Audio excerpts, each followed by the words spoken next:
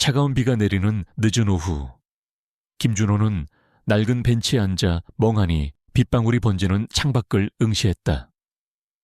그의 시선은 멀리 병원 건물의 어두운 창문들을 배회하다가 이내 빗물에 흐려진 자신의 손등에 멈췄다. 그곳에는 희미하게 남아있는 오래된 흉터들이 그의 과거를 묵묵히 증언하고 있었다. 특수부대 K9 유닛의 정예요원이었던 그는 더 이상 빛나는 제복을 입지 않았다.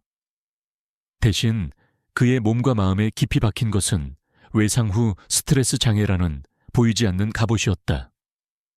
매일 밤 그는 악몽에 시달렸다. 폭탄이 터지는 소리, 동료들의 비명, 그리고 무엇보다 그의 곁을 지키던 궁연백호의 절규가 귓가를 맴돌았다. 백호, 그의 가장 충실한 파트너이자 전우였던 그 백구가 마지막 작전에서 흔적도 없이 사라진 후 준호의 삶은 송두리째 무너져 내렸다. 그는 도시 외곽의 작은 아파트에서 은둔하며 살았다. 사람들과의 접촉을 피하고 바깥 세상과의 모든 연결을 끊으려 노력했다. 하지만 고립은 오히려 그의 상처를 더욱 깊게 만들 뿐이었다. 텅 빈 방 안에서 그는 자주 백호의 채취를 맞는 듯했고 발소리를 듣는 듯했다. 환영이었다. 하지만 그 환영마저 그에게는 유일한 위안이었다. 그의 모든 감각은 백호에게 집중되어 있었다. 백호는 단순한 궁연이 아니었다. 전쟁터에서 그의 생명을 수없이 구했고 그의 가장 어두운 순간들을 함께 견뎌주었던 가족이었다.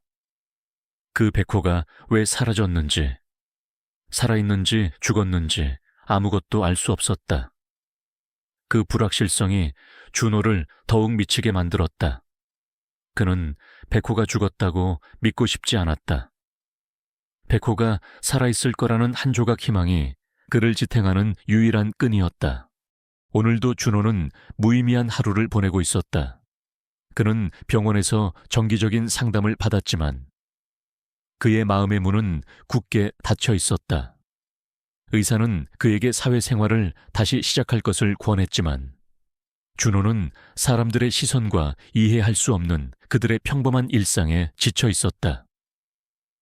그는 자신을 이해해 줄 사람은 아무도 없다고 생각했다. 심지어 그의 부모님조차도 그가 예전의 준호로 돌아올 수 없을 것이라는 체념을 받아들인 듯했다. 준호는 병원에서 나오며 비틀거렸다. 그의 눈에는 이미 세상이 흐릿하게 보였다. 그는 습관처럼 스마트폰을 꺼내 인터넷 서핑을 시작했다. 그의 검색 기록은 언제나 같았다.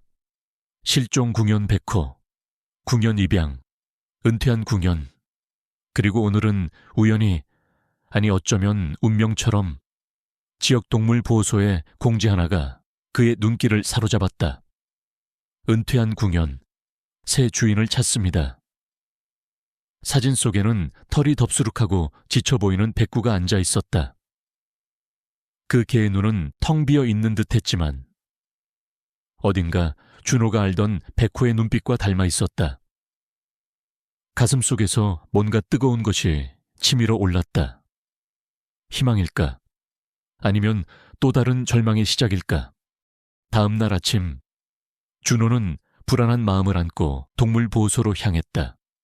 날씨는 여전히 흐렸고 그의 마음속에도 먹구름이 가득했다. 보호소 문을 열고 들어서자마자 낡고 오래된 개의 냄새가 코를 찔렀다. 익숙하면서도 낯선 냄새였다. 그는 안내원의 지시를 받아 안쪽으로 들어섰다. 수십 마리의 개들이 짖고 있었지만 준호의 시선은 오직 한 곳에 고정되었다. 어제 사진에서 보았던 그 백구였다. 녀석은 구석에 웅크리고 앉아 있었다. 준호의 발걸음이 녀석에게 가까워질수록 그의 심장은 격렬하게 요동쳤다. 백호, 그의 입에서 무의식적으로 그 이름이 흘러나왔다. 백구는 고개를 들었다. 회색빛이 감도는 털과 늙은 눈동자가 준호를 향했다. 준호는 녀석에 앞으로 조심스럽게 다가갔다. 그는 무릎을 꿇고 앉아 손을 내밀었다. 백호야, 나 준호야. 기억 안 나. 그의 목소리는 떨렸다. 그는 백호가 자신의 이름을 듣자마자 달려와 품에 안길 것이라고 기대했다. 그들이 함께했던 수많은 시간, 서로의 생명을 의지했던 맹세들이 녀석의 기억 속에도 선명하게 남아있을 것이라고 믿어 의심치 않았다. 하지만 백구는 아무런 반응이 없었다. 녀석은 준호의 손냄새를 맡더니 이내 고개를 돌려버렸다. 마치 낯선 사람을 대하듯 그에게 아무런 관심도 보이지 않았다. 준호의 가슴은 찢어지는 듯했다. 그의 눈에서는 뜨거운 눈물이 흘러내렸다. 이럴 리가 없었다. 백호는 그를 잊을 리가 없었다. 백호는 그의 그림자이자 영혼의 일부였다. 안내원이 다가와 조심스럽게 말했다. 이 아이는 백호라는 이름으로 등록되어 있긴 하지만 주인에게 버려진 것 같아요. 기억력이 많이 좋지 않은 것 같습니다. 안내원의 말은 준호의 귀에 들리지 않았다. 그의 머릿속은 온통 혼란으로 가득 찼다. 이 녀석이 백호가 아니라면 대체 내 백호는 어디에 있는 걸까? 만약 이 녀석이 백호가 맞다면 왜 나를 알아보지 못하는 걸까? 그는 녀석의 몸을 자세히 살폈다. 녀석의 왼쪽 귀 뒤에는 작은 흉터가 있었다. 백호가 훈련 중 다쳤을 때 생긴 흉터였다. 그리고 오른쪽 앞발에는 희미하게 남아있는 문신 자국이 보였다. 특수부대 K9 유닛의 상징이었다. 이건 분명 백호였다. 틀림없었다. 이 아이, 제가 데려갈게요. 준호는 단호하게 말했다. 안내원은 의아한 표정으로 그를 바라봤다. 기억도 못하는 궁연을요. 쉽지 않을 텐데요. 준호는 고개를 저었다. 상관없습니다. 제가 데려갈 겁니다. 그의 목소리에는 어떤 흔들림도 없었다. 그는 백호가 자신을 알아보지 못하는 이유가 무엇이든 녀석을 다시 혼자 두지 않기로 결심했다. 그 순간 준호는 자신의 잃어버린 일부를 되찾은 듯한 기분을 느꼈다. 어쩌면 이 늙고 병든 백구가 그의 삶에 다시 의미를 부여해 줄지도 모른다는 희미한 희망이 솟아올랐다. 그는 녀석의 이름을 다시 불렀다. 백호야, 백호. 아니 이제는 하루라고 잠정적으로 부르기로 한 그 백구는 준호의 차 안에서 창밖을 멍하니 응시했다. 녀석의 눈빛은 여전히 공허했다. 준호는 운전대를 잡은 손에 힘을 주었다. 그는 백호의 목줄을 쥐고 있는 손을 다른 손으로 감쌌다. 따뜻한 온기가 느껴졌다. 그는 백호의 잃어버린 기억을 찾아주고 녀석이 왜 자신을 알아보지 못하게 되었는지 그 진실을 파헤치기로 결심했다. 이것은 단순한 궁연을 돌보는 일이 아니었다.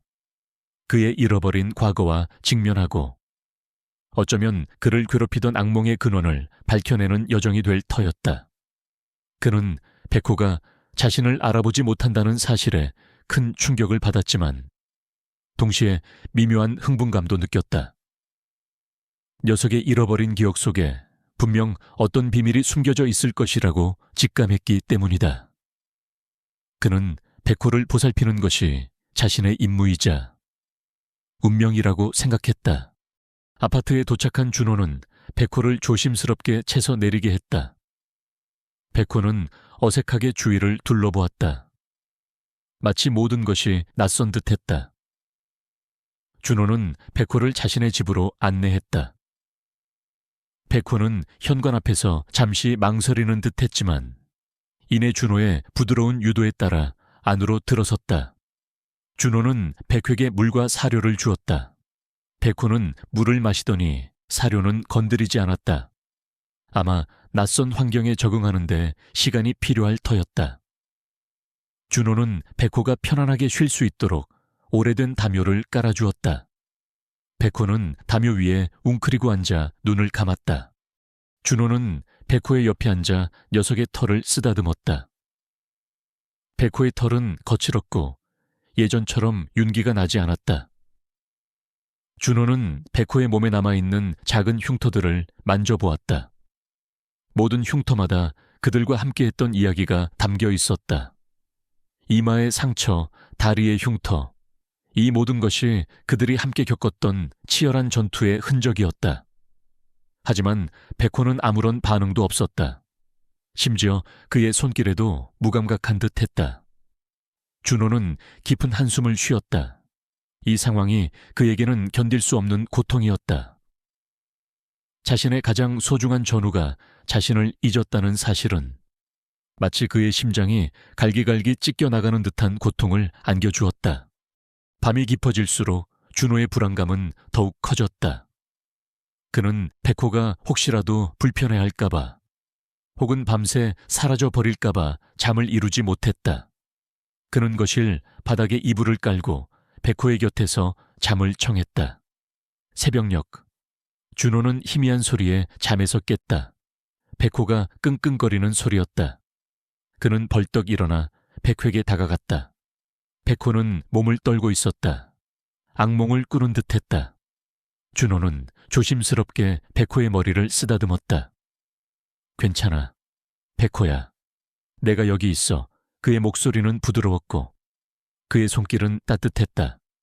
백호는 그의 손길에 반응하듯 몸의 떨림이 조금씩 줄어들었다. 그 순간 준호는 백호의 눈에서 아주 미세한 변화를 감지했다.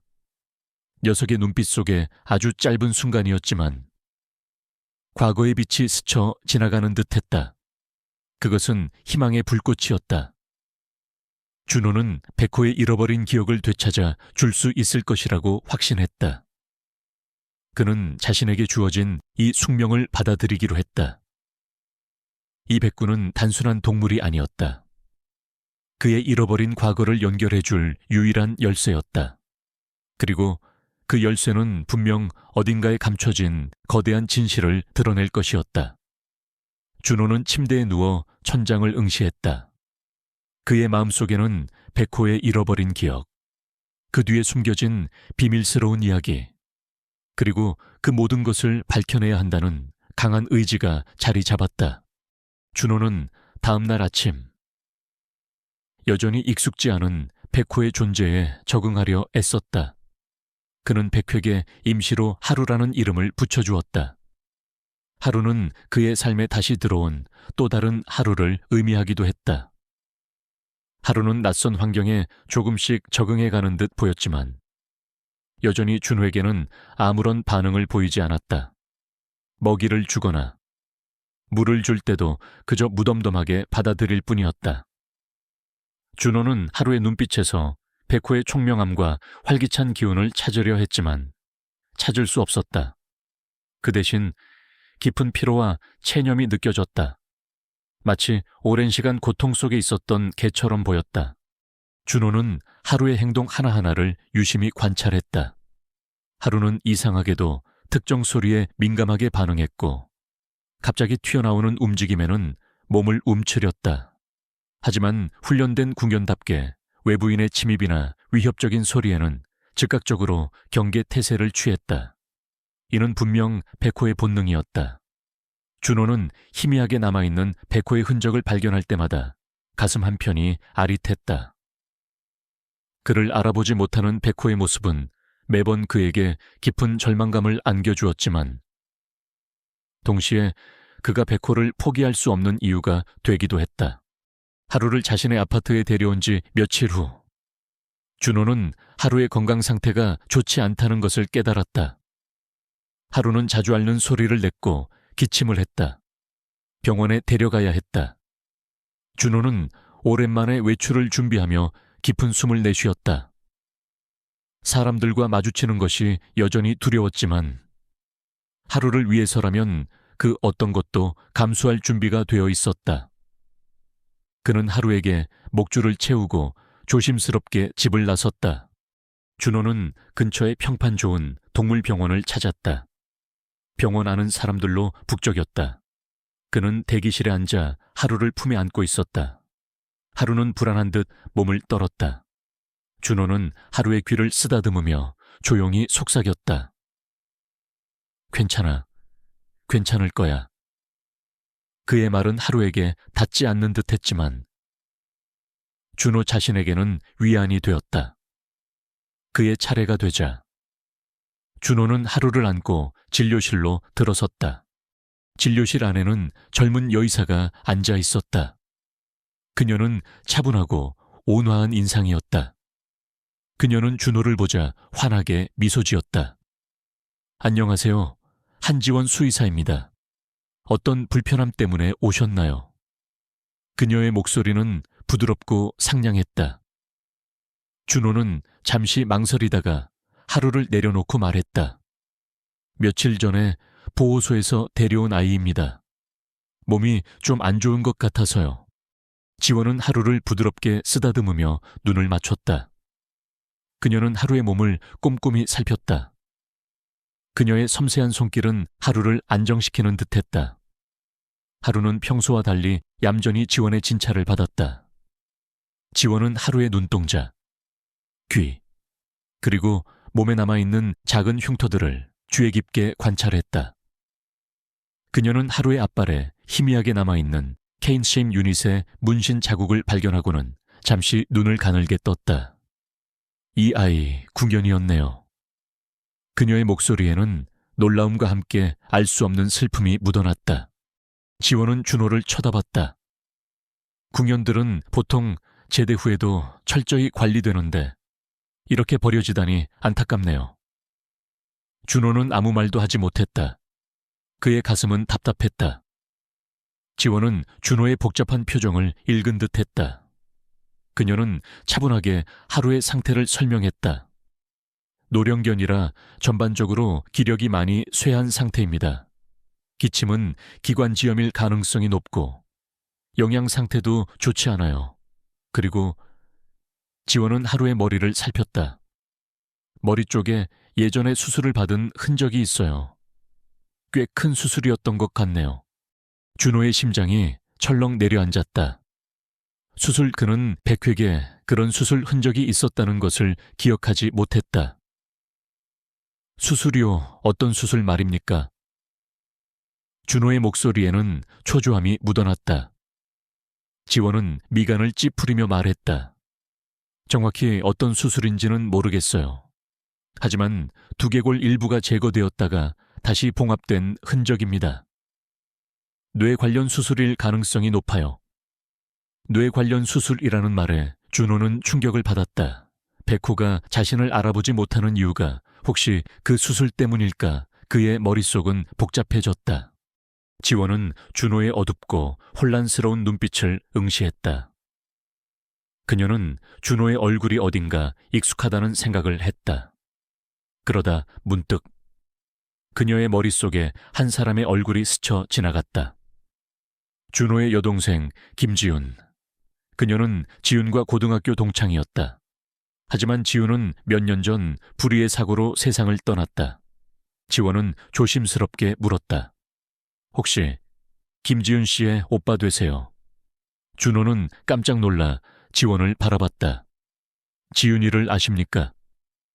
그의 목소리에는 당혹감과 함께 희미한 반가움이 묻어났다. 지원은 작게 미소 지었다.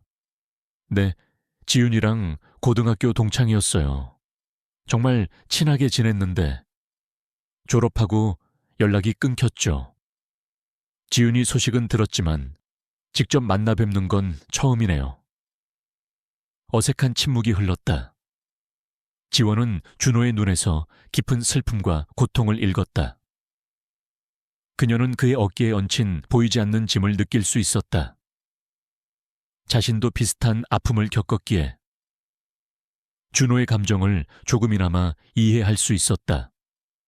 그녀는 과거에 궁연 관련 사고로 친하게 지내던 선배가 크게 다쳤고 그로 인해 그녀의 마음속에도 깊은 상처가 남아 있었다.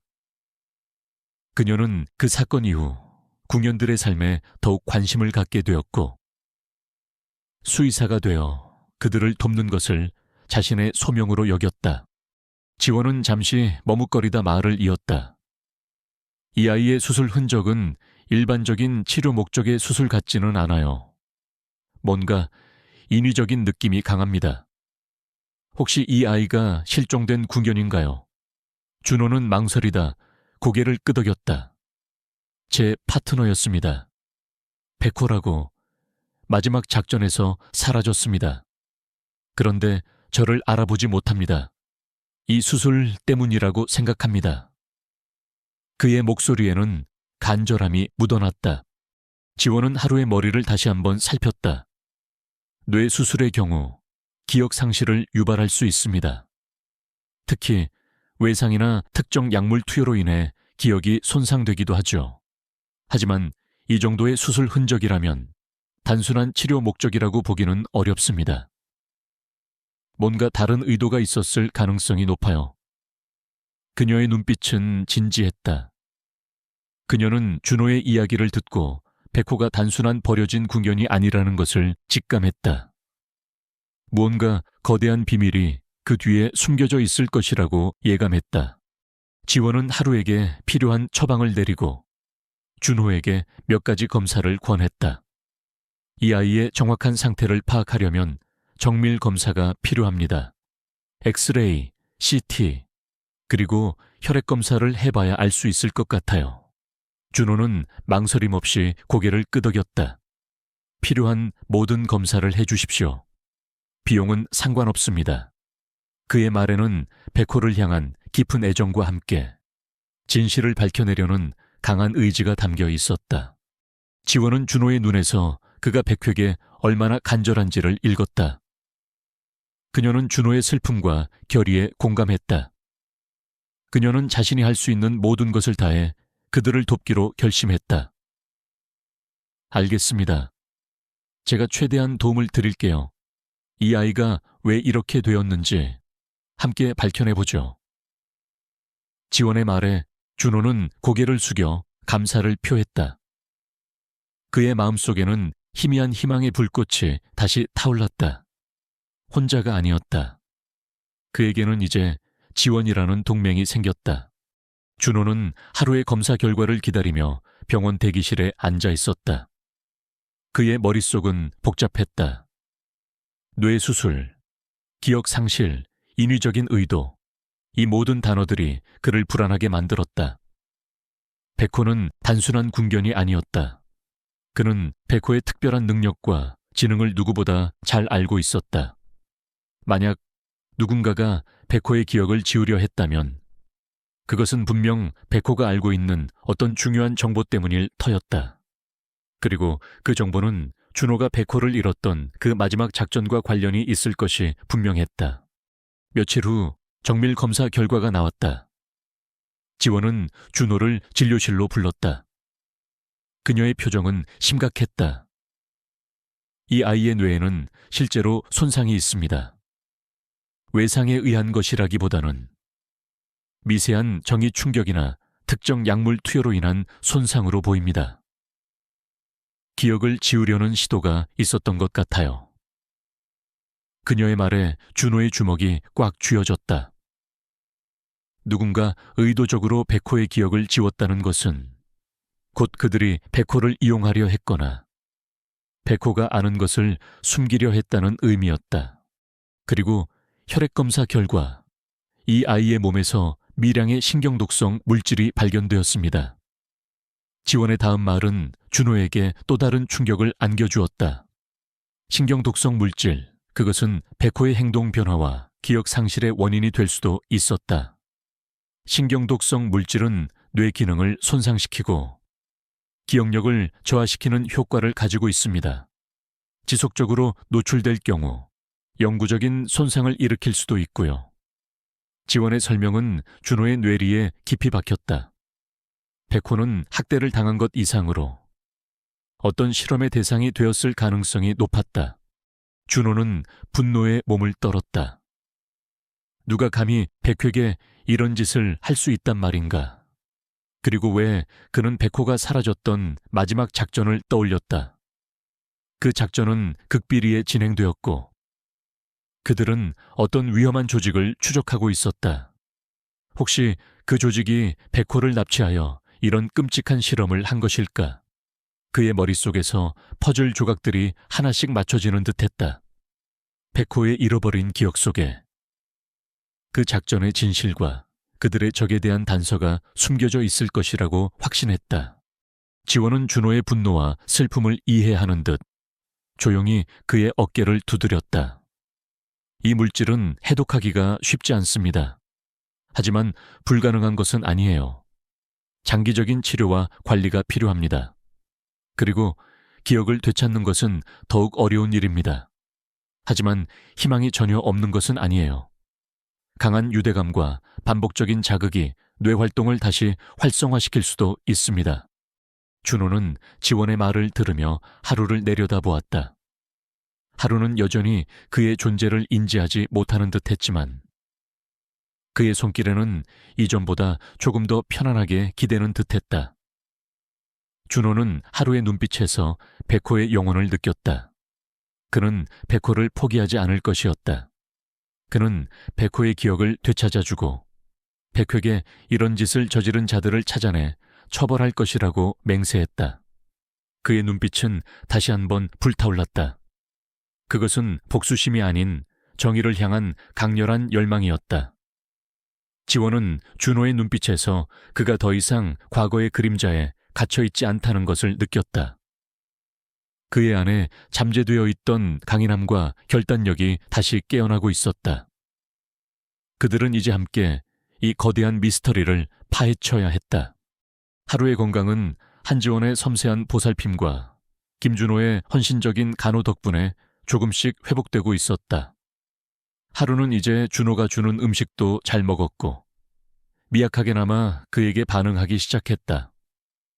눈빛은 여전히 멀었지만 가끔 준호의 손길에 고개를 기대거나 꼬리를 아주 미세하게 흔드는 날도 생겼다.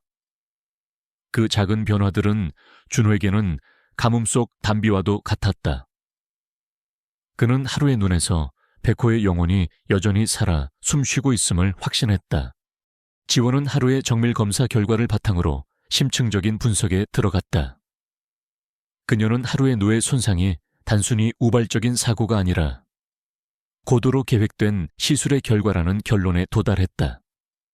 신경독성 물질은 하루의 기억을 지우고 새로운 정보를 주입하기 위한 일종의 세뇌 과정에 사용되었을 가능성이 높았다. 이건 단순한 학대나 방치가 아니에요. 누군가 의도적으로 이 아이의 기억을 지우고 특정 목적을 위해 조작하려 한 겁니다. 지원의 목소리에는 분노가 섞여 있었다. 준호는 지원의 말에 주먹을 꽉 쥐었다. 누가 감히 이런 짓을... 백호는 국가의 재산이었고 저의 파트너였습니다. 그의 목소리는 낮게 깔렸지만 그 속에는 폭풍 같은 분노가 일렁였다. 그는 백호가 사라졌던 마지막 작전을 다시 한번 되짚어 보았다. 그 작전은 국제적인 테러 조직의 생화학무기 밀거래를 저지하기 위한 것이었다. 당시 백호는 결정적인 단서를 찾아냈지만 바로 그 순간 폭발이 일어났고 준호는 의식을 잃었다. 깨어났을 때는 이미 작전은 실패로 돌아가 있었고 백호는 흔적도 없이 사라진 뒤였다. 지원은 준호의 심각한 표정을 보며 조심스럽게 말했다. 이 아이가 알고 있던 정보가 너무 중요해서 그 기억을 지운 걸 수도 있어요. 어쩌면 그 조직이 이 아이를 납치해서 생체 실험을 했을 수도 있습니다. 지원의 추측은 준호의 등골을 오싹하게 만들었다. 백호의 몸에서 발견된 신경독성 물질과 뇌 수술 흔적이 그 가설에 힘을 실어주었다. 만약 그들이 백호에게 어떤 실험을 했다면 그것은 분명 생화학 무기와 관련이 있을 터였다. 준호는 백호가 사라진 이후 그의 부대 동료들이 하나둘씩 의문의 사고를 당하거나 실종되었다는 소식을 떠올렸다. 처음에는 단순히 불운한 우연이라고 생각했지만 이제는 모든 것이 거대한 음모의 일부처럼 느껴졌다. 그는 자신의 직감과 백호가 간직하고 있을 진실에 모든 것을 걸었다. 한편 도시의 그림자 속에서는 강철수라는 이름의 남자가 준호와 하루를 주시하고 있었다. 강철수는 표면적으로는 거대 제약회사의 수장이었지만 그 이면에는 국제적인 테러 조직과 결탁하여 불법적인 생화학 무기를 개발하고 밀거래하는 냉혹한 범죄자였다.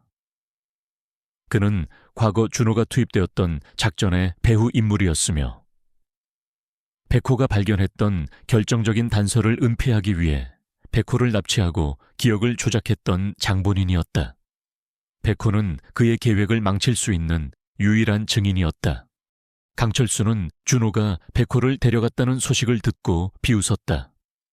어리석은 놈, 겨우 개 한 마리 때문에 다시 나타나다니.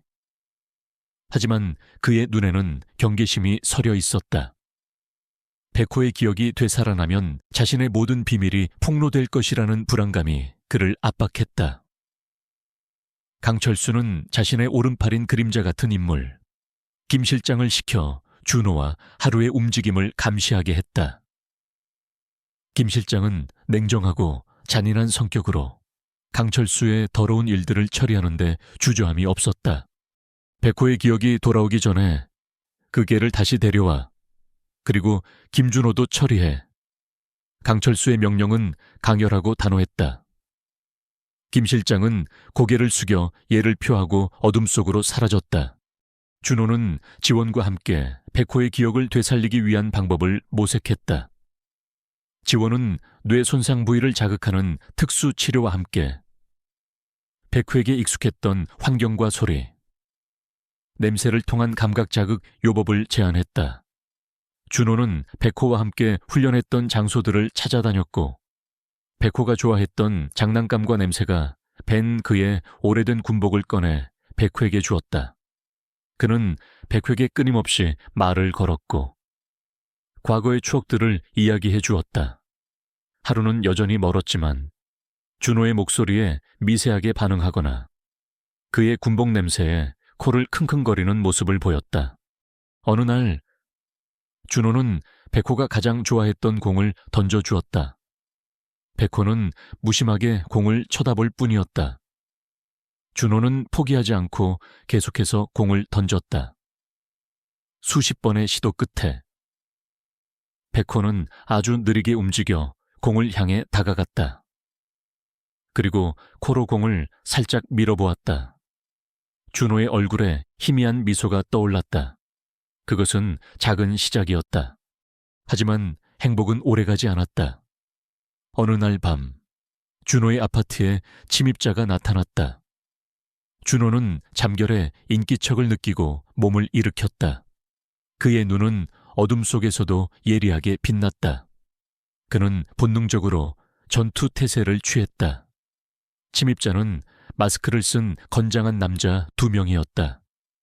그들은 망설임 없이 준호에게 달려들었다. 준호는 오랜만에 몸을 움직였지만 그의 전투 기술은 녹슬지 않았다. 그는 침입자들을 제압하며 백호를 보호하려 애썼다. 하지만 침입자들은 예상보다 훨씬 강했고 조직적으로 움직였다. 준호가 한 명을 제압하는 동안 다른 한 명이 백호를 향해 다가갔다. 백호는 침입자를 향해 낮은 으르렁거리는 소리를 냈다. 그 소리는 과거의 백호가 위험을 감지했을 때 내던 소리와 똑같았다. 백호는 침입자를 향해 몸을 날렸지만 기억이 지워진 상태에서 녀석의 공격은 어딘가 어설펐다. 침입자는 백호의 목덜미를 잡고 주사기를 꽂으려 했다. 준호는 필사적으로 달려들어 침입자를 밀쳐냈다. 격렬한 몸싸움 끝에 침입자들은 결국 백호를 데려가지 못하고 도주했다. 하지만 준호는 그 과정에서 팔에 깊은 상처를 입었고 백호는 주사 바늘에 스친 듯한 작은 상처를 입었다. 준호는 백호를 품에 안고 떨리는 숨을 내쉬었다. 백호야, 괜찮아, 괜찮아. 백호는 그의 품에서 몸을 떨었다. 준호는 백호의 눈을 들여다보았다. 백호의 눈에는 두려움과 함께 아주 희미하게 깨어나는 듯한 혼란스러운 빛이 스쳐 지나가는 듯했다. 다음 날 아침, 지원은 준호의 아파트를 찾아왔다. 그녀는 침입의 흔적과 준호의 상처를 보고 경악했다. 이건 단순한 도둑이 아니에요. 백호를 노린 겁니다. 준호는 고개를 끄덕였다. 네, 제 예상이 맞았습니다. 그들이 백호를 다시 데려가려 한 겁니다. 그는 어젯밤 백호가 보였던 미세한 반응을 지원에게 이야기했다. 아주 짧은 순간이었지만 녀석이 저를 보호하려 했던 것 같습니다. 기억이 아주 조금씩 돌아오고 있는 걸까요? 준호의 목소리에는 희망과 불안감이 교차했다. 지원은 준호의 팔에 붕대를 감아주며 말했다. 기억을 지우는 과정은 완벽할 수 없어요.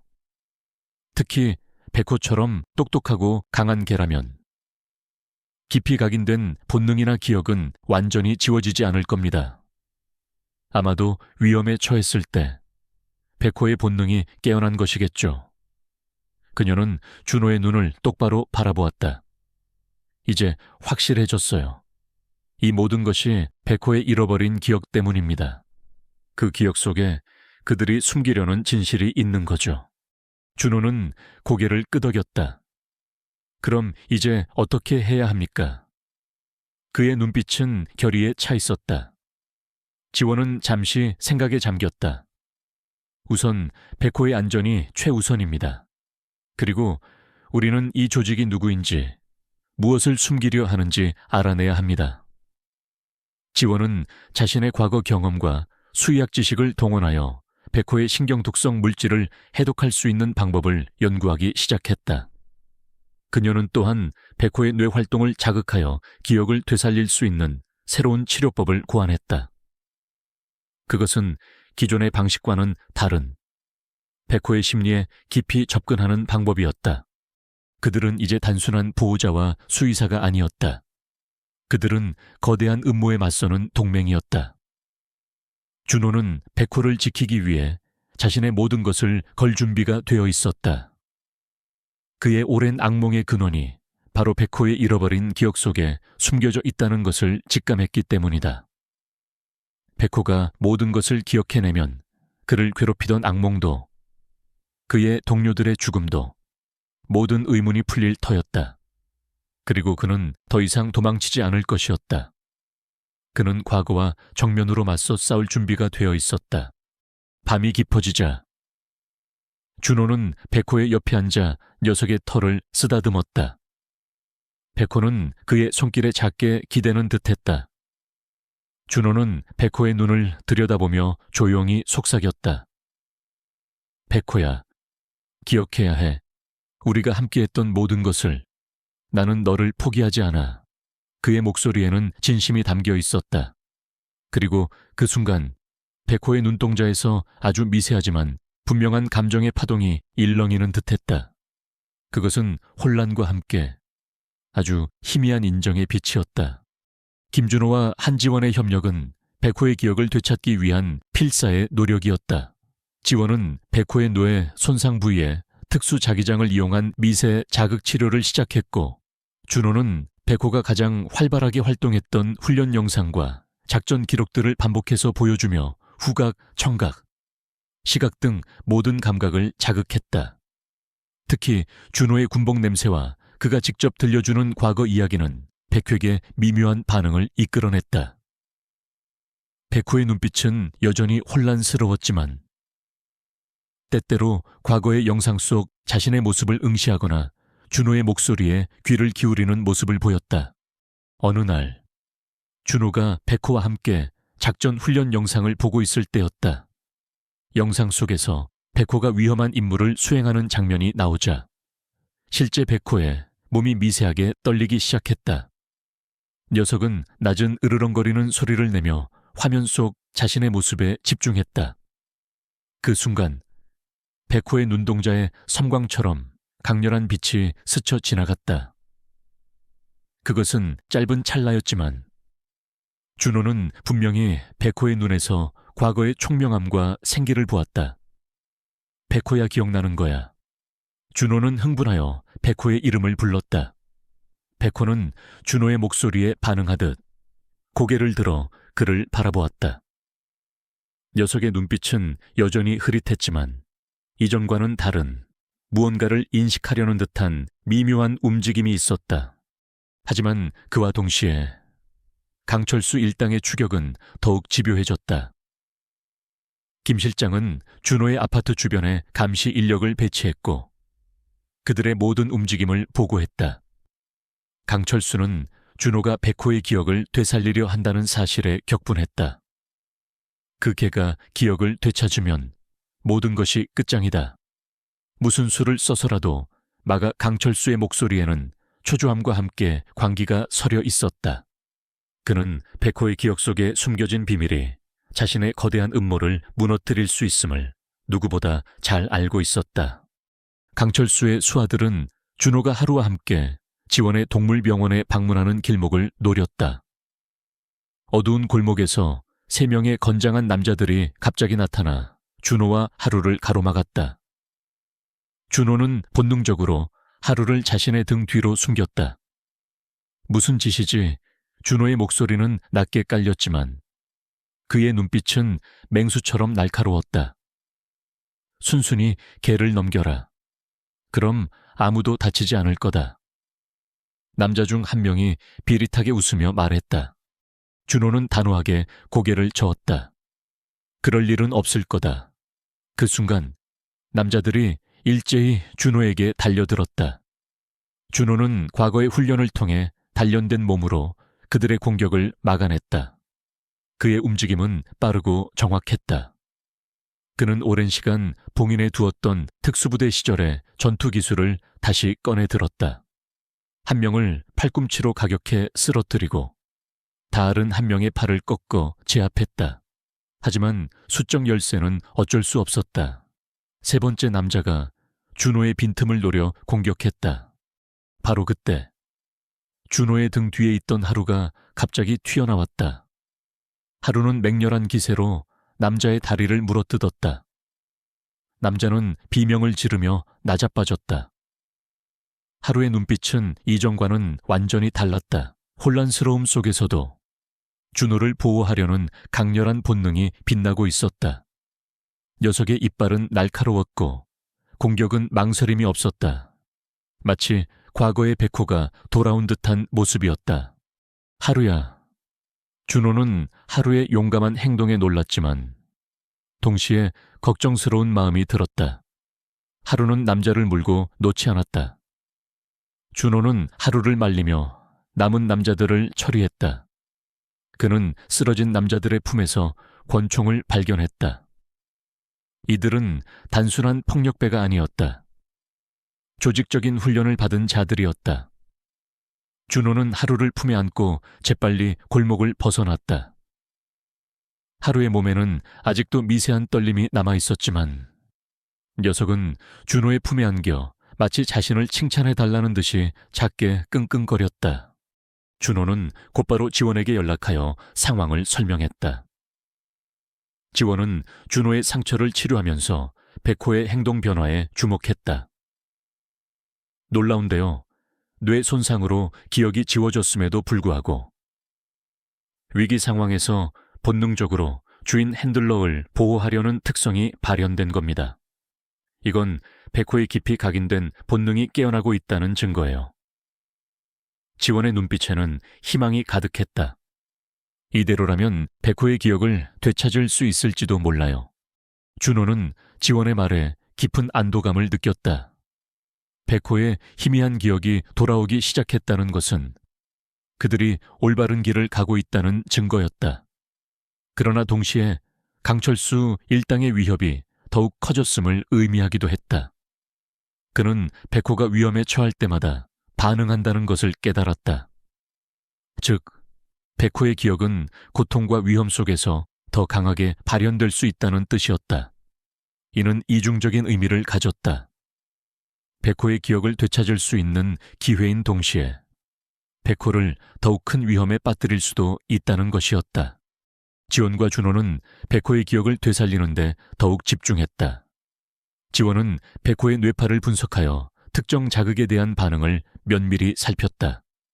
그녀는 백호의 뇌 활동이 활성화되는 순간들을 포착했고 이를 바탕으로 개인 맞춤형 기억 자극 프로그램을 개발했다. 준호는 백호와 함께 과거 그들이 함께 훈련했던 장소들을 다시 찾아갔다. 낡은 훈련장, 숨겨진 숲길, 그리고 그들이 함께 뛰어놀던 강가. 그곳에서 준호는 백회에게 그들의 추억을 하나하나 되새겨 주었다. 어느 날 훈련장에서 준호가 과거 백회에게 명령했던 구령을 외쳤다.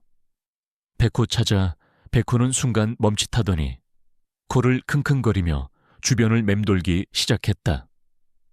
그리고는 땅속에 묻혀있던 훈련용 더미를 정확히 찾아냈다. 준호는 믿을 수 없다는 듯 백호를 바라봤다. 백호는 더미를 물고 준호에게 달려왔다. 녀석의 눈빛은 여전히 공허했지만 그 행동은 분명 백호의 것이었다. 백호야. 준호는 백호를 꽉 끌어안았다.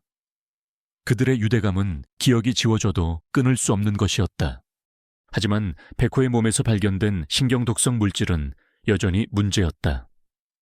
지원은 그 물질이 백호의 뇌 기능을 지속적으로 저하시키고 있으며 면역체계에도 악영향을 미치고 있음을 발견했다. 이는 백호의 목숨을 위협할 수 있는 심각한 문제였다. 지원은 신경독성 물질의 정확한 성분을 분석하기 위해 국제연구기관에 샘플을 보냈다. 이는 매우 위험한 일이었지만 백호를 살리기 위해서는 반드시 필요한 과정이었다. 지원이 백호의 검사 샘플을 국제연구기관에 보낸 지 며칠 후 그녀에게 이상한 전화가 걸려오기 시작했다. 발신자 제한 번호로 걸려오는 전화는 침묵하거나 의미 없는 잡음만을 남겼다. 지원은 불안감을 느꼈다. 강철수 일당이 자신을 감시하고 있다는 것을 직감했다. 그녀는 준호에게 이 사실을 알렸고 준호는 지원의 안전을 걱정했다. 이제 당신까지 위험해진 겁니다. 저와 백획에서 멀리 떨어지십시오. 준호의 목소리에는 단호함이 묻어났다. 하지만 지원은 고개를 저었다. 아니요, 저는 이 일을 끝까지 함께 할 겁니다.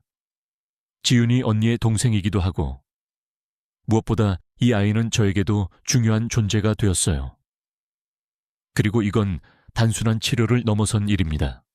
분명히 거대한 불법 행위가 숨겨져 있어요. 진실을 밝혀야 해요. 지원의 눈빛에는 강한 의지가 담겨 있었다. 준호는 지원의 용기에 감동했다. 그는 더 이상 그녀를 밀어내지 않았다. 그들은 이제 한 배를 탄 운명 공동체였다. 어느 날 밤, 지원은 백호의 혈액 샘플 분석 결과가 담긴 이메일을 받았다. 국제연구기관에서 보낸 결과는 충격적이었다. 백호의 몸에서 발견된 신경독성 물질은 단순한 독극물이 아니었다. 그것은 아직 대중에 알려지지 않은 신종 생화학 무기의 일부였다. 인간의 뇌 기능을 조작하고 특정 기억을 지우거나 조작하는 데 사용될 수 있는 치명적인 물질이었다. 지원은 경악했다. 백호는 단순한 희생양이 아니었다. 거대한 생화학 무기 개발 프로젝트의 실험 대상이었던 것이다.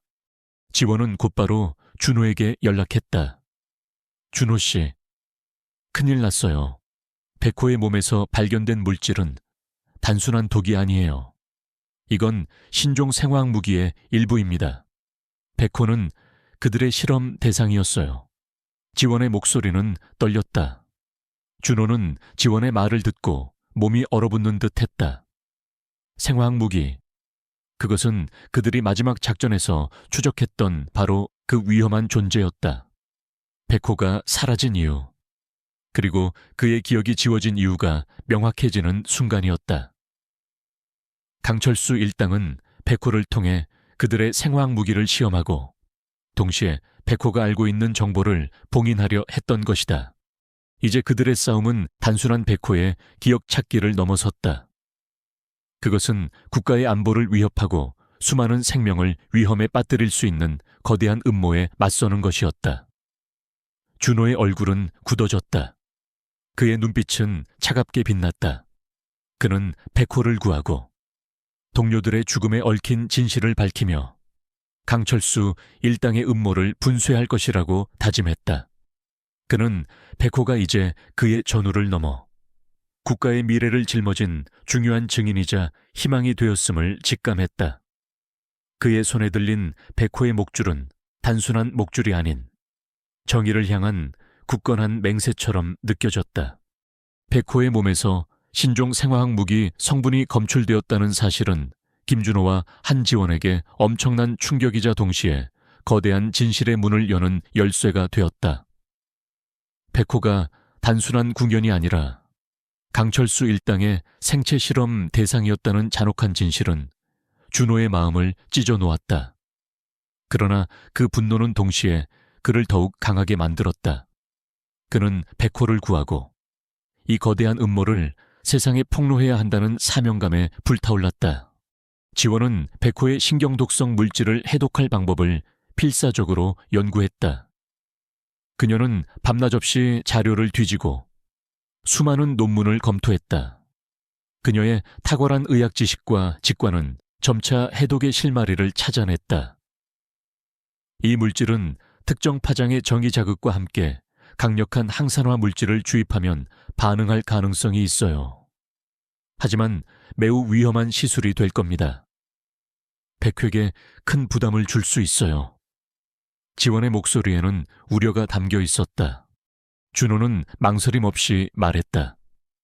시도해야 합니다. 백호를 이대로 둘 수는 없습니다. 제가 옆에서 돕겠습니다. 그의 눈빛은 흔들림이 없었다. 백호를 살리기 위해서라면 어떤 위험도 감수할 준비가 되어 있었다. 그들은 지원의 동물병원 깊숙한 곳에 비밀스러운 치료실을 마련했다. 지원은 백회계 해독 치료를 시작했다. 미세한 정의 자극이 백호의 몸에 가해질 때마다 백호는 고통스러운 듯 몸을 움찔거렸다. 준호는 백호의 곁에서 녀석을 꽉 끌어안고 조용히 속삭였다. 백호야, 잘 이겨낼 수 있어. 넌 강하잖아. 괜찮아. 그의 목소리는 백회에게 안정감을 주는 듯했다. 백호의 심박수가 불안정하게 변동했지만 준호의 존재는 녀석에게 든든한 버팀목이 되어주었다. 치료가 진행될수록 백호의 몸에서는 미세한 변화가 나타났다. 때때로 백호는 알 수 없는 소리를 내며 격렬하게 몸부림쳤다. 그것은 마치 잊혀진 기억의 파편들이 백호의 뇌리를 스쳐 지나가는 듯한 모습이었다. 그리고 가장 놀라운 변화는 백호의 꿈이었다. 백호는 잠을 자면서 종종 낑낑거리거나 으르렁거렸다. 준호는 백호의 꿈속에서 과거의 임무, 그들이 함께했던 치열한 전투, 그리고 강철수 일당의 얼굴이 스쳐 지나가는 것을 직감했다. 한편 강철수는 준호와 지원의 움직임을 더욱 예의주시했다.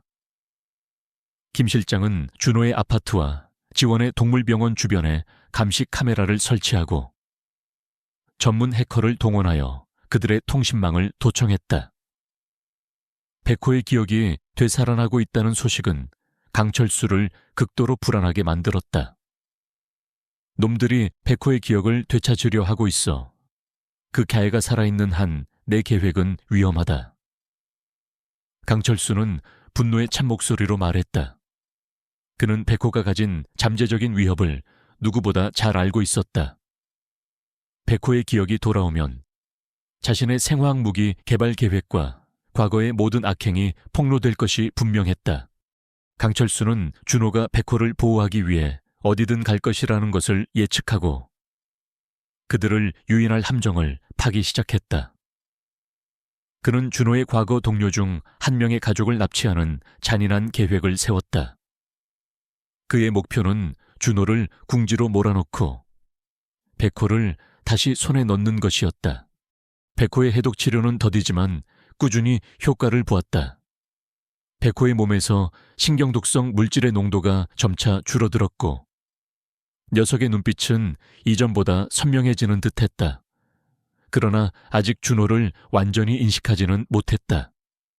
그러던 어느 날 준호는 백호가 잠든 틈을 타 그의 군복을 정리하고 있었다. 그때 그의 주머니에서 백호의 사진 한 장이 떨어졌다. 준호와 백호가 함께 찍은 사진이었다. 백호는 사진 속의 자신과 준호의 모습을 응시하더니 아주 느리게 고개를 들어 준호를 바라보았다.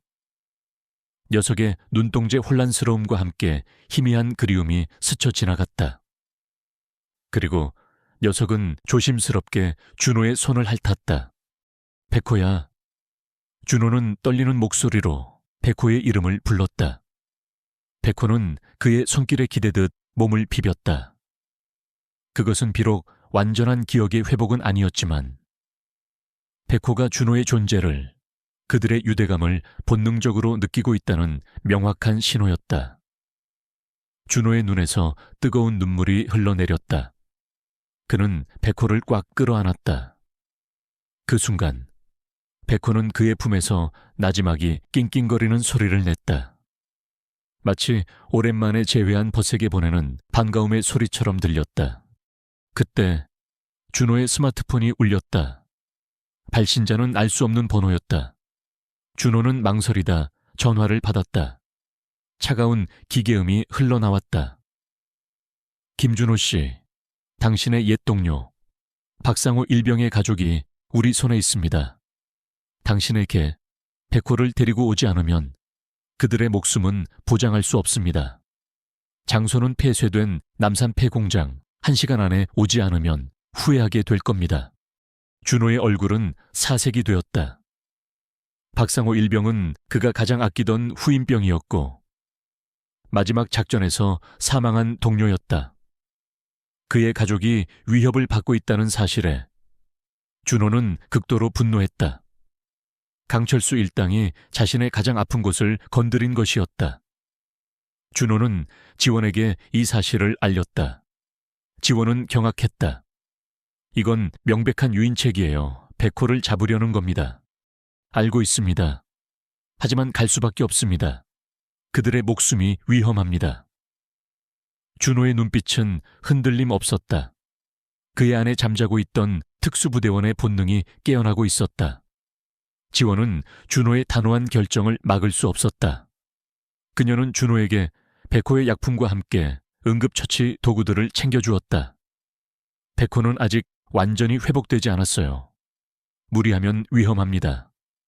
그리고 저도 방법을 찾아볼게요. 혼자 가지 마세요. 지원의 목소리에는 간절함이 묻어났다. 준호는 고개를 끄덕이고 백호를 데리고 폐공장으로 향했다. 밤하늘은 먹구름으로 뒤덮여 있었고 빗방울이 후두둑 떨어지기 시작했다. 폐공장은 어둡고 음산했다. 녹슨 철골 구조물과 깨진 유리창들이 마치 뼈대만 남은 유령처럼 서 있었다. 준호는 조심스럽게 공장 안으로 들어섰다. 백호는 준호의 다리 사이로 몸을 숨기려 했지만 그의 눈빛은 주변을 경계하고 있었다. 김준호 씨, 드디어 오셨군. 어둠 속에서 차가운 목소리가 들려왔다. 강철수였다. 그의 뒤에는 김 실장과 몇 명의 건장한 남자들이 서 있었다. 그리고 그들 앞에는 묶여있는 박상호 일병의 아내와 어린 딸이 겁에 질린 표정으로 앉아 있었다. 백호를 넘겨라. 그럼 그들을 풀어주지. 강철수의 목소리에는 일말의 망설임도 없었다. 준호는 백호를 품에 안고 천천히 강철수에게 다가갔다. 백호는 강철수를 보자 낮은 으르렁거리는 소리를 냈다. 녀석의 눈빛은 강철수를 향해 분명한 적대감을 드러냈다. 강철수는 백호의 눈빛에서 과거의 총명함을 발견하고 섬뜩함을 느꼈다. 아직 완전히 기억이 돌아온 건 아닌 모양이군. 하지만 충분히 위험해. 백호는 당신에게 넘길 수 없습니다. 준호의 목소리는 단호했다. 강철수는 비웃었다. 그럼 저 가족들은 죽게 될 거다. 선택해라. 강철수가 손짓하자 김 실장이 박상호의 딸에게 칼을 겨눴다. 딸은 비명을 질렀다. 준호의 눈이 이글거렸다. 그는 분노에 찬 시선으로 강철수를 노려봤다. 그 순간 백호가 준호의 품에서 뛰쳐나와 강철수를 향해 맹렬하게 달려들었다. 백호의 움직임은 이전과는 완전히 달랐다. 빠르고 정확했다. 녀석은 강철수의 다리를 물어뜯으려 했지만 강철수는 재빨리 피했다. 강철수는 당황한 듯 백호에게 총을 겨눴다. 이런 미친 개 같으니라고. 총성이 울렸다. 백호는 총알을 피했지만 총성이 울리자마자 녀석의 눈빛이 급격하게 흔들렸다. 녀석의 뇌리에 폭발음과 함께 과거의 끔찍한 기억들이 섬광처럼 스쳐 지나가는 듯했다. 녀석은 머리를 부여잡고 고통스럽게 낑낑거렸다. 신경독성 물질의 부작용이 다시 나타나는 듯했다. 백호야 준호는 백호가 고통스러워하는 모습에 분노가 치밀어 올랐다. 그는 강철수에게 달려들었다. 강철수의 수하들이 준호를 막아섰다. 준호는 이성을 잃은 듯 맹렬하게 그들을 공격했다. 그의 움직임은 빠르고 정확했지만 백호를 향한 강철수의 총구가 그를 불안하게 만들었다. 그는 백호를 보호하면서 동시에 가족들을 구해야 했다. 절체절명의 위기였다. 이 순간 준호는 자신이 홀로 모든 것을 감당해야 한다는 것을 깨달았다. 그의 어깨는 무거웠지만 그의 눈빛은 결코 포기하지 않았다. 백호의 고통은 준호의 내면 깊숙한 곳에 잠재되어 있던 전사로서의 본능을 완벽하게 깨웠다. 폐공장 안은 일촉즉발의 긴장감으로 가득했다.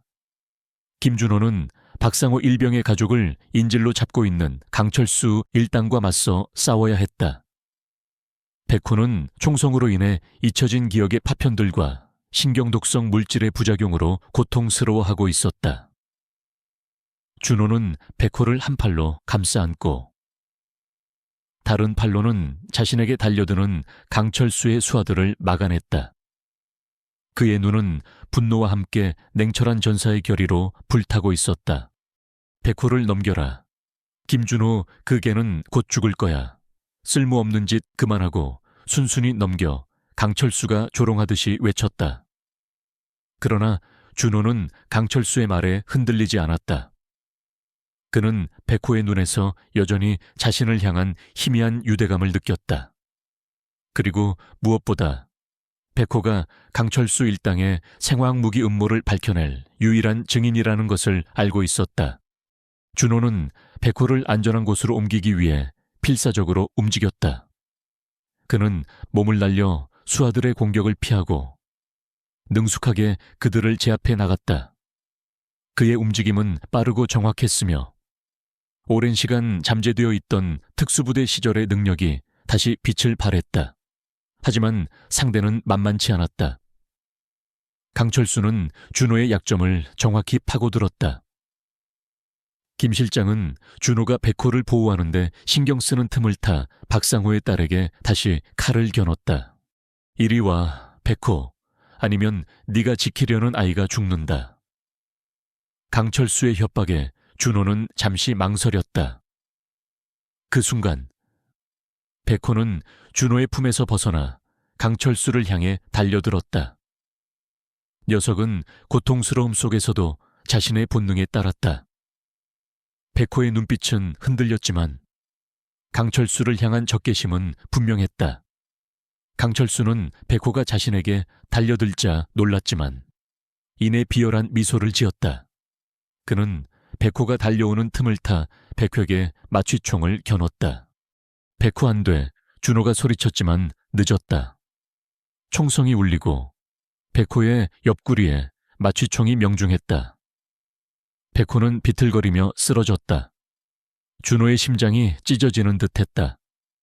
백호야, 준호는 모든 것을 내던지고 백호에게 달려갔다.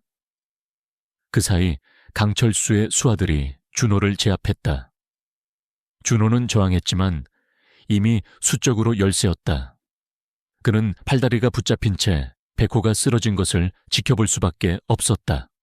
강철수는 쓰러진 백호를 비웃으며 바라봤다.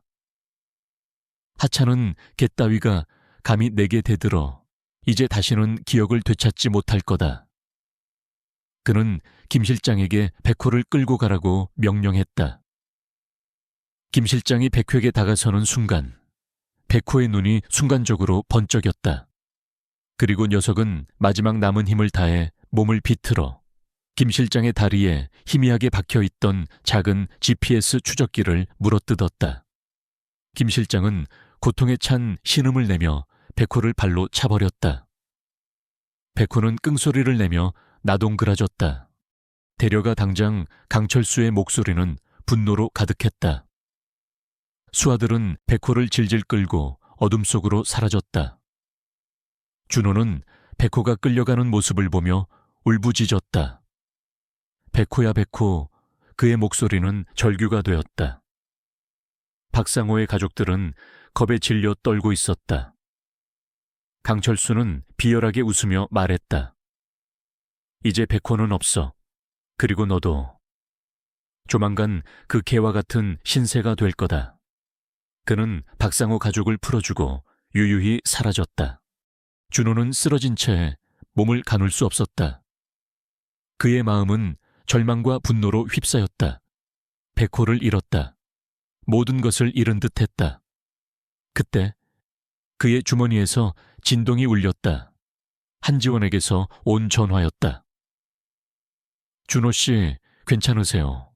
제가 경찰에 연락했어요. 근데 연락이 안 돼요. 지원의 목소리는 다급했다. 준호는 겨우 몸을 일으켜 지원에게 강철수 일당이 백호를 데려갔다는 사실을 알렸다. 지원은 충격에 말을 잇지 못했다. 하지만 희망이 있어요. 지원이 다시 말했다. 백호가 실장님의 다리에 GPS 추적기를 심었다고 했죠. 제가 그 신호를 추적해봤어요. 백호가 있는 곳을 찾을 수 있을 것 같아요. 지원의 목소리는 준호에게 한 줄기 빛과 같았다. 백호가 마지막 순간까지 자신을 도우려 했다는 사실에 준호는 눈물을 글썽였다. 지원은 자신이 가진 모든 정보와 네트워크를 총동원하여 강철수의 은신처를 파악하기 시작했다. 그녀는 국제연구기관의 동료들에게 연락하여 강철수와 관련된 과거 자료를 요청했다. 그러던 중 그녀는 놀라운 사실을 발견했다. 강철수는 과거 군부대에서 생화학 무기 개발 프로젝트에 참여했던 핵심 연구원이었다. 그리고 그의 프로젝트에는 준호의 소속 부대의 지휘관이었던 윤성민 대령이 깊숙이 연루되어 있었다는 기록이 있었다. 윤 대령은 현재 고위직으로 승진하여 군 기밀정보국에 소속되어 있었다. 윤 대령. 준호는 충격에 휩싸였다. 윤 대령은 준호가 가장 존경했던 상관이자 그의 동료들의 죽음에 대해 슬퍼했던 인물이었다. 그가 강철수와 한통속이었다니 믿을 수 없었다. 하지만 지원은 확신했다. 기록이 명확해요. 윤 대령은 강철수의 프로젝트를 비밀리에 지원했고 백호가 발견했던 그 정보가 바로 윤 대령의 비리를 폭로할 수 있는 결정적인 증거였을 겁니다. 모든 퍼즐 조각이 맞춰지는 듯했다. 윤 대령은 자신의 비리를 감추기 위해 백호를 납치하고 백호의 기억을 지운 것이다. 그리고 준호가 백호를 찾아 나서자 강철수와 공모하여 준호마저 제거하려 했던 것이다. 준호의 가슴은 배신감과 분노로 끓어올랐다. 그는 자신이 그토록 믿었던 사람에게 배신당했다는 사실에 치를 떨었다. 지원은 백호의 GPS 신호를 추적하여 강철수 일당의 은신처를 찾아냈다. 그곳은 도시 외곽에 버려진 지하 연구실이었다. 지원은 곧바로 경찰에 신고하려 했지만 준호는 그녀를 말렸다. 경찰은 믿을 수 없습니다. 윤 대령이 관련된 이상 증거를 인멸할 시간을 벌어줄 겁니다. 우리가 직접 가야 합니다. 백호를 구하고 모든 증거를 확보해야 합니다. 준호의 목소리에는 비장함이 담겨 있었다. 지원은 망설였지만 준호의 결의에 찬 눈빛을 보고 고개를 끄덕였다. 알겠어요. 그럼 저도 함께 가겠어요. 하지만 무작정 갈 수는 없어요. 계획이 필요합니다. 지원은 그녀의 친구이자 해커인 민준에게 연락하여 지하 연구실의 보안 시스템을 무력화해달라고 요청했다. 민준은 처음에는 위험하다며 주저했지만 지원의 간곡한 부탁과 정의감에 결국 도움을 주기로 했다. 준호는 백호를 되찾기 위한 최후의 결전을 준비했다. 그는 자신의 오래된 장비를 꺼내고 총기를 점검했다. 그의 눈빛은 다시 한번 전사로서의 광기로 불타올랐다. 이번에는 절대로 물러서지 않을 것이었다. 백호를 구하고 자신의 동료들의 억울한 죽음을 밝히며 윤 대령과 강철수의 모든 악행을 세상에 폭로할 것이었다. 그는 백호가 살아있는 한 희망은 있다고 믿었다. 어두운 밤, 준호와 지원은 버려진 지하 연구실로 향했다.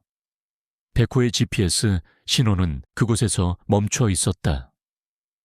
준호는 긴장했지만 그의 마음속에는 백호를 향한 강렬한 염원이 가득했다. 지원은 그의 옆에서 조용히 걸었다. 그녀의 손에는 응급처치 키트와 백호의 신경독성 물질 해독제가 들려 있었다. 그들은 이제 돌이킬 수 없는 길을 가고 있었다. 어둠 속에서 희미하게 비춰지는 달빛 아래 그들의 그림자는 더욱 길고 비장하게 드리워졌다.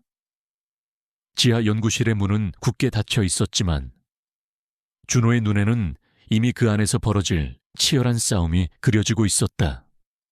백호의 희생과 준호의 결단이 맞물려 거대한 운명의 수레바퀴가 움직이기 시작했다. 어둠이 짙게 깔린 지하 연구실 입구. 김준호는 굳게 닫힌 강철문의 손잡이를 잡았다. 한지원이 민준에게서 받은 정보를 바탕으로 보안 시스템을 무력화시키자 문이 소리 없이 열렸다.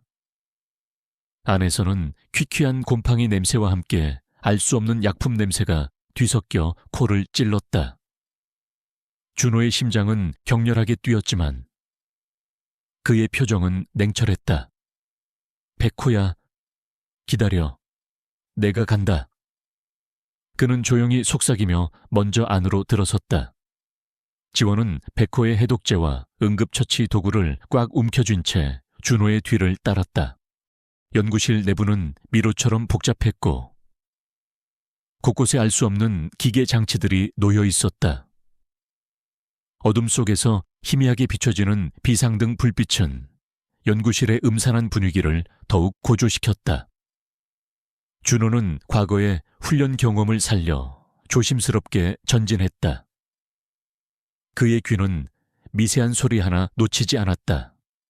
복도 저편에서 인기척이 느껴졌다. 강철수 수하들인가? 준호는 몸을 숨기고 그들의 움직임을 살폈다. 그때 지원의 스마트폰에서 백호의 GPS 신호가 더욱 강하게 잡혔다. 이쪽이에요. 준호 씨, 백호가 있는 곳이 확실해요. 지원은 백호의 위치를 가리켰다. 그들이 백호를 향해 발걸음을 옮기자 갑자기 경보음이 울렸다. 젠장 준호가 낮게 욕설을 읊조렸다. 아마도 민준이 보안 시스템을 완전히 무력화시키지 못했거나 강철수 측에서 새로운 보안 장치를 추가했을 터였다. 사방에서 강철수의 수하들이 튀어나오기 시작했다. 그들은 모두 검은색 제복을 입고 있었고 손에는 총기를 들고 있었다. 준호는 지원을 자신의 등 뒤로 숨기며 전투 태세를 취했다. 지원 씨, 백회계 가세요. 저는 여기를 맡겠습니다. 준호의 목소리는 단호했다. 지원은 망설였지만 백호의 상태가 위급하다는 것을 알고 고개를 끄덕였다. 조심하세요. 준호 씨. 지원은 백호가 있는 곳을 향해 달려갔다. 준호는 강철수의 수하들과 홀로 맞섰다. 그의 움직임은 빠르고 정확했다. 그는 맨손으로 여러 명의 적들을 제압했다. 그의 주먹은 뼈를 부수는 소리를 냈고 그의 발차기는 적들을 멀리 날려버렸다. 오랜 시간 봉인해 두었던 특수부대 시절의 전투 본능이 완벽하게 깨어났다.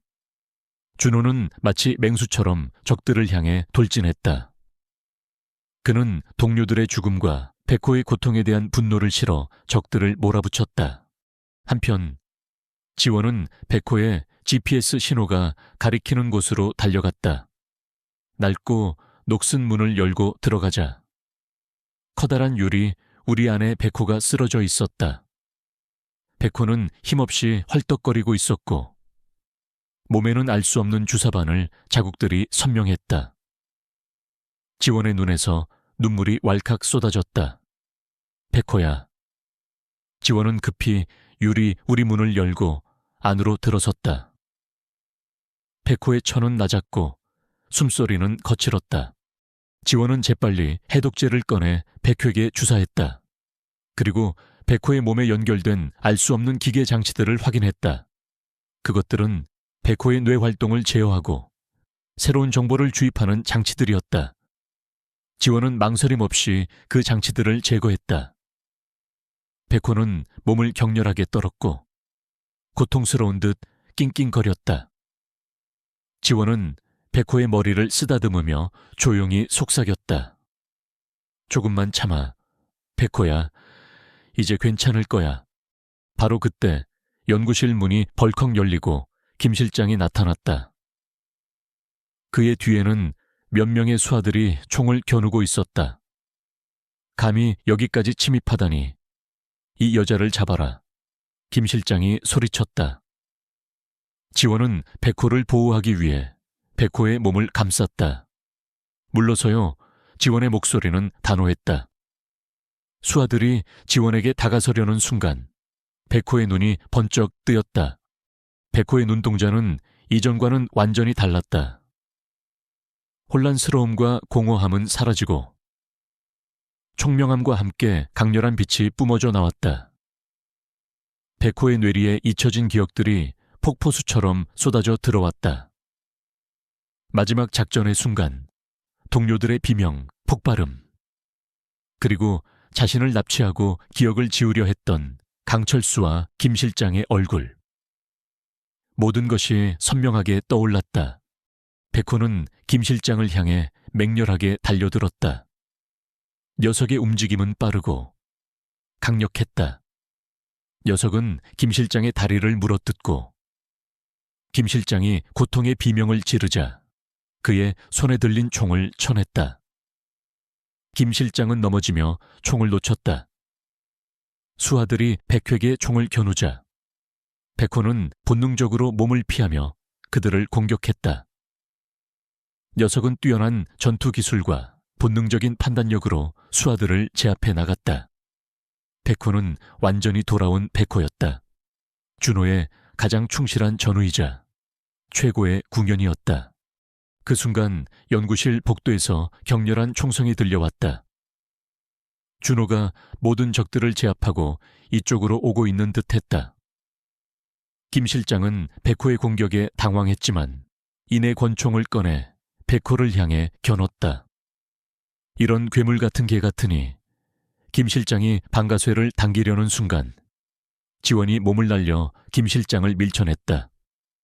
총알은 백호의 옆을 스쳐 지나갔다. 백호야 이쪽이야.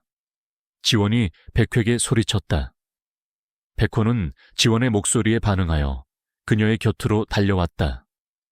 그때 복도에서 준호가 피투성이의 몸으로 나타났다. 그의 얼굴은 상처투성이었지만 그의 눈빛은 강렬하게 빛났다. 준호는 백호와 지원이 함께 있는 모습을 보고 안도했지만 김 실장의 총구가 지원을 향하고 있는 것을 발견했다. 지원 씨, 조심해요. 준호가 소리쳤다. 김 실장은 지원을 인질로 잡으려 했다. 그 순간 백호는 망설임 없이 김 실장을 향해 몸을 날렸다. 백호의 공격은 치명적이었다. 녀석은 김 실장의 팔을 물어뜯고 그의 몸을 바닥에 내리꽂았다. 김 실장은 고통에 찬 비명을 지르며 권총을 놓쳤다. 백호의 눈빛은 김 실장을 향한 분노로 이글거렸다. 녀석은 강철수 일당이 자신에게 가했던 고통과 기억을 지우려 했던 잔혹한 행위에 대한 복수심을 드러냈다. 백호 이제 됐어. 준호가 백호를 불렀다. 백호는 준호의 목소리에 반응하여 김 실장을 놓아주고 준호에게 달려갔다. 백호는 준호의 품에 안겼다. 준호는 백호의 얼굴을 쓰다듬으며 눈물을 흘렸다. 백호야, 날 기억하는구나. 정말 돌아왔구나. 백호는 준호의 얼굴을 핥으며 꼬리를 격렬하게 흔들었다. 그들의 유대감은 어떤 시련도 끊을 수 없었다. 그때 강철수가 경호원들과 함께 나타났다. 그의 얼굴은 분노로 일그러져 있었다. 감히 내 연구실을 침범하고 내 개를 돌려보내다니 너희 모두 오늘 여기서 죽을 거다. 강철수가 소리쳤다.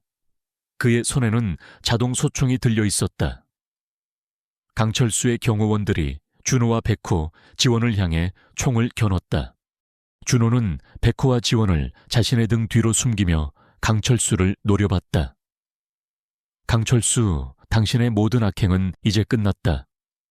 모든 것을 세상에 폭로할 거다. 준호의 목소리는 단호했다. 강철수는 비웃었다. 웃기는군. 증거도 없이 누가 네 말을 믿어줄 것 같나. 그리고 이 연구실은 아무도 모르는 곳이다. 여기서 죽으면 아무도 모를 거야. 바로 그때 백호가 강철수를 향해 맹렬하게 짖기 시작했다. 녀석의 짖음은 단순한 짖음이 아니었다. 그것은 강철수가 숨겨놓은 생화학 무기 샘플이 있는 곳을 가리키는 듯했다. 백호는 냄새로 정확히 그 위치를 찾아냈다. 강철수는 당황한 듯 백호가 짖는 방향을 쳐다봤다. 이 개가 어떻게... 준호는 백호의 행동을 알아차렸다. 백호가 증거를 찾아냈습니다. 강철수, 당신은 끝났어. 준호는 강철수의 경호원들을 향해 돌진했다. 그는 다시 한번 자신의 모든 힘을 다해 싸웠다. 백호도 준호의 옆에서 함께 싸웠다. 백호는 강철수의 경호원들에게 달려들어 그들의 움직임을 방해했다. 녀석의 뛰어난 전투력은 경호원들을 당황시켰다. 강철수는 백호가 자신의 생화학 무기 샘플이 있는 곳을 가리키자 극도로 분노했다. 그는 백호를 향해 소총을 난사했다. 이 빌어먹을 개새끼 죽어버려. 총알이 빗발치듯 쏟아졌다. 준호는 백호를 보호하기 위해 백호의 몸을 감쌌다. 지원도 백호를 향해 달려들어 백호의 몸을 감쌌다. 그 순간 백호는 자신의 몸을 던져 준호와 지원을 보호했다. 총알은 백호의 몸에 여러 발 박혔다. 백호야, 준호와 지원이 동시에 절규했다. 백호는 고통스러운 듯 신음하며 쓰러졌다. 백호의 눈은 준호를 향했다. 그 눈빛에는 사랑, 충성심, 그리고 미안함이 담겨 있었다. 백호는 마지막 힘을 다해 준호의 손을 핥았다. 그리고 녀석의 눈빛은 서서히 흐려졌다. 백호, 백호야. 준호는 백호의 몸을 껴안고 오열했다. 지원도 백호의 곁에서 눈물을 쏟아냈다. 백호는 마지막 순간까지 준호를 보호하고 그의 동료들의 죽음과 관련된 모든 진실을 밝히는데 결정적인 역할을 했다. 백호의 희생은 강철수의 모든 악행을 세상에 폭로할 결정적인 증거가 되었다. 준호는 백호의 마지막 숨결을 느끼며 맹세했다. 절대로 백호의 희생을 헛되이 하지 않을 것이라고. 그는 백호가 찾아낸 증거들을 바탕으로 강철수와 윤대령의 모든 음모를 밝혀내고 정의를 실현할 것이라고 다짐했다. 그의 손에 들린 백호의 마지막 선물. 강철수의 생화학무기 샘플이 담긴 USB는 차갑게 빛나고 있었다. 지하 연구실은 백호의 희생으로 얻어낸 고요함 속에 잠겨 있었다. 김준호는 피 묻은 손으로 백호의 차가워진 몸을 감싸 안고 오열했다. 한지원도 그의 곁에서 하염없이 눈물을 흘렸다. 백호의 희생은 그들에게 엄청난 슬픔을 안겨주었지만 동시에 강철수와 윤석민 대령의 모든 악행을 끝낼 수 있는 결정적인 증거를 남겼다. 준호의 손에는 백호가 마지막 순간에 물어뜯어 남긴 김 실장의 GPS 추적기, 그리고 강철수가 개발하던 신종 생화학 무기 샘플이 담긴 USB가 쥐어져 있었다. 백호야, 널 헛되이 보내지 않을 거야. 준호는 백호의 몸을 끌어안고 맹세했다. 그의 눈빛은 슬픔을 넘어선 강렬한 결의로 불타올랐다. 이제는 그가 백호의 목까지 싸워야 할 때였다. 지원과 준호는 연구실 곳곳에 흩어져 있는 자료들을 수집하기 시작했다. 생화학 무기 개발에 대한 상세한 기록, 인체 실험에 대한 충격적인 문서들, 그리고 강철수와 윤대령 사이에 오간 비밀스러운 통신 기록까지. 모든 것이 그들의 손에 들어왔다. 그 증거들은 너무나 명백하여 누구도 부인할 수 없는 것들이었다. 지원은 민준에게 연락하여 자신들이 확보한 모든 증거 자료를 안전하게 백업하고 즉시 언론과 공신력 있는 국제기관에 넘겨줄 것을 요청했다. 민준은 처음에는 망설였지만 지원의 확고한 의지를 보고 결국 그녀의 요청을 받아들였다. 알겠어. 이건 엄청난 스캔들이 될 거야. 목숨을 걸어야 할 수도 있어. 민준의 목소리에는 긴장감이 역력했다. 괜찮아. 민준아. 진실은 반드시 밝혀져야 해. 지원은 단호하게 말했다. 며칠 후, 언론은 강철수와 윤석민 대령의 충격적인 비리 사실을 대대적으로 보도했다. 신종 생화학 무기 개발, 불법적인 인체 실험, 그리고 군 고위 간부의 개입까지 모든 것이 세상에 폭로되자 대한민국은 발칵 뒤집혔다. 국민들은 분노했고 검찰과 경찰은 즉각적인 수사에 착수했다. 강철수는 도주를 시도했지만 준호가 넘긴 증거와 지원의 정보망 덕분에 결국 공항에서 체포되었다. 윤석민 대령 또한 군 검찰에 긴급 체포되어 조사를 받게 되었다. 준호는 병원에 입원하여 몸과 마음의 상처를 치료하고 있었다. 그의 팔과 다리에는 여러 개의 상처가 남아 있었지만 그의 마음은 이전보다 훨씬 가벼워졌다.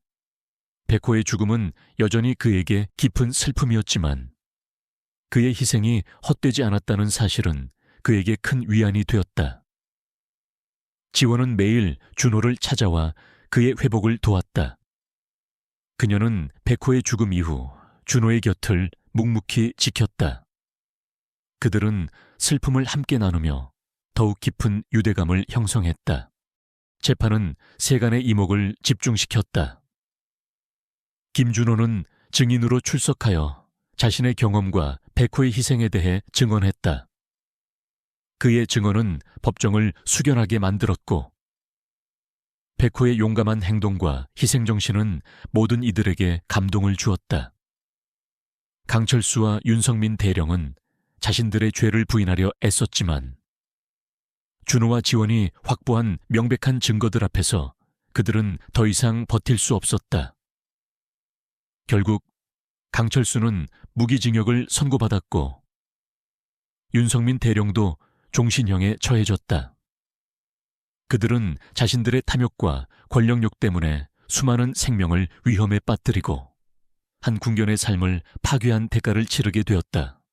재판이 끝난 후 준호는 백호가 마지막 순간까지 자신을 도우려 했던 장소, 즉 강철수의 지하 연구실 터를 찾아갔다.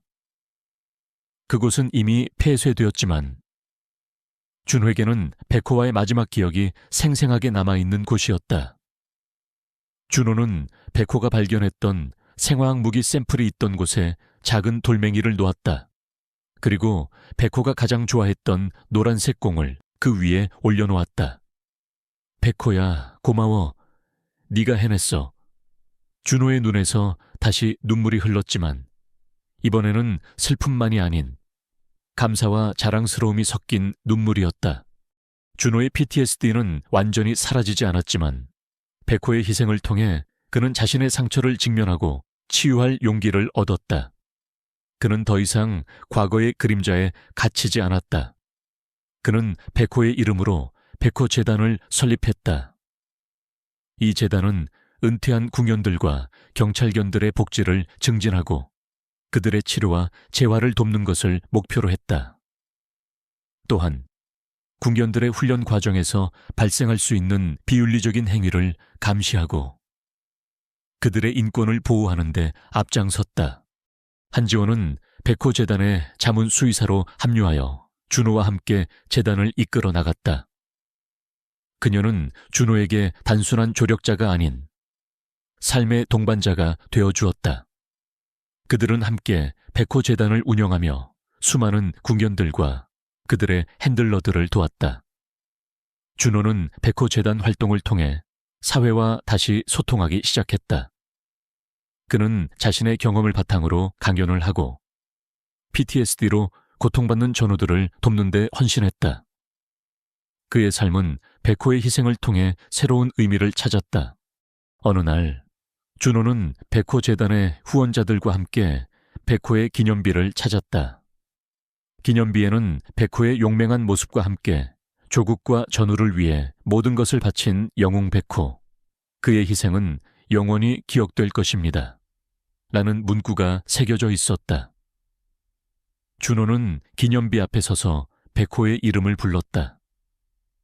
백호야, 잘 지내지. 그의 목소리는 차분했지만 그 속에는 백호를 향한 깊은 사랑이 담겨 있었다. 준호는 옆에 서 있는 지원의 손을 잡았다. 지원은 따뜻한 미소로 준호를 바라봤다. 그들은 함께 백호의 기념비를 바라보았다. 하늘은 맑았고 따뜻한 햇살이 그들의 얼굴을 비췄다. 백호는 비록 이 세상에 없었지만 그의 정신은 준호와 지원의 마음속에 영원히 살아 숨 쉬고 있었다. 백호의 이야기는 단순히 한 궁견의 희생이 아니었다. 그것은 진실을 향한 용기, 불의에 맞서는 정의, 그리고 무엇보다 끈끈한 유대감과 사랑에 대한 이야기였다. 준호는 이제 새로운 삶을 시작했다. 백호와 함께했던 시간은 그의 삶의 가장 중요한 부분이 되었고 그는 그 기억을 안고 앞으로 나아갈 것이다. 그의 곁에는 언제나 지원이 있었고 그들의 삶은 백호의 정신으로 충만할 터였다.